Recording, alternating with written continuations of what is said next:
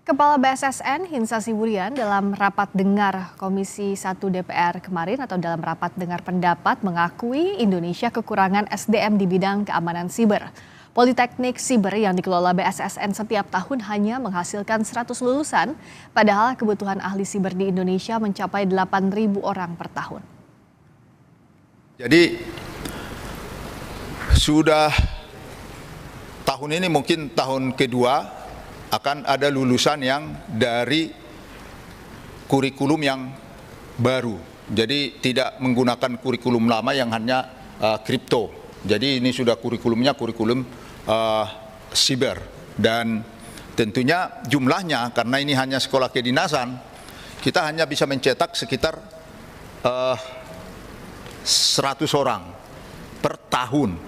Kita melihat kebutuhan sebenarnya dari sisi sumber daya manusia. Untuk tahun ini, untuk saat ini Indonesia itu butuh 8.000 yang berkualifikasi siber. Artinya ini kita hitung dari kebutuhan masing-masing kementerian lembaga sampai dengan pemerintah daerah.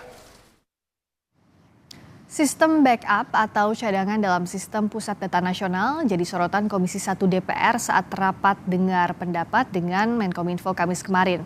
Telkom Sigma selaku pengelola mengklaim bukan ranah kerja mereka. Anggota Komisi 1 mempertanyakan jika fasilitas backup cukup, mengapa tidak dimanfaatkan. Telkom beralasan untuk menyiapkan sistem backup. Telkom sebagai pengelola harus mendapatkan perintah dari Kominfo. Sebelumnya data yang terkena ransomware diklaim sudah tidak dapat pulih atau diperbaiki. Namun Telkom mengaku tengah menyiapkan data cadangan di server atau peladen lain agar sistem bisa kembali bekerja. Merujuk pada penjelasan dari... Jadi kalau misalnya backup disediakan fasilitasnya cukup, mengapa tidak dipakai? Siapa yang harus mengorganisirnya? Siapa? Terus jangan bilang, oh ini mestinya tenan-tenan ini, yang ini. Enggak bisa, ini negara. Hal yang simpel yang bodoh saja ya.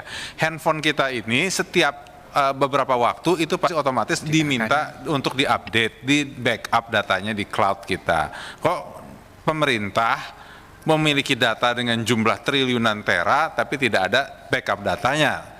Itu yang jadi pertanyaan kita semua. Sehingga di sana dalam konteks prosedur layanan diatur juga terkait backup itu memang harus ada permintaan.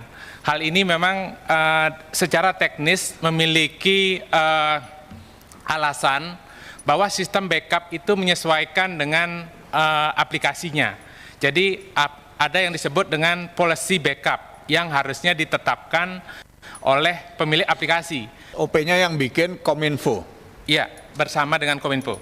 Dan Kominfo tidak mewajibkan atau tidak memberitahukan dari awal, Pak?